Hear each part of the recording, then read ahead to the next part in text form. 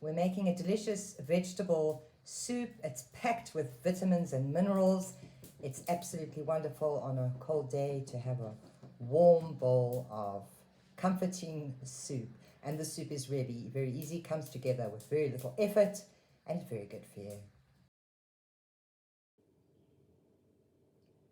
We're going to be making a warming, delicious vegetable soup. It's very easy to do, and what you need is a couple of tomatoes. You can use cherry tomatoes, baby tomatoes, or full-size tomatoes, a few carrots, some split peas, celery, leeks, tomato paste, a nice red onion, and some stock cubes, and of course water.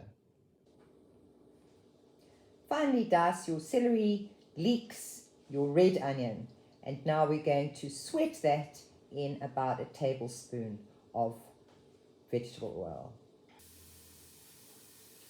Dice your carrots into bite-sized pieces, chop your parsley, halve your tomatoes if you're using the cherry tomatoes. If you're using a full tomato, you need to skin it and grate it.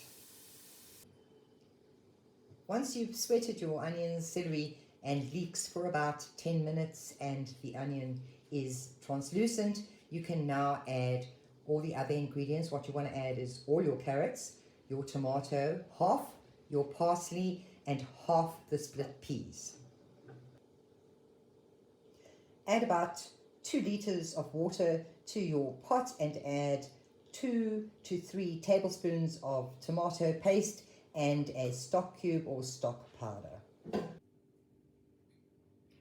Boil your soup, cook it for around 15 minutes, and then cool and put it in the blender and blend. And now once you've done that, we're going to add the rest of the split peas and the parsley, and we're going to cook that until those peas have tenderized, and then you can serve.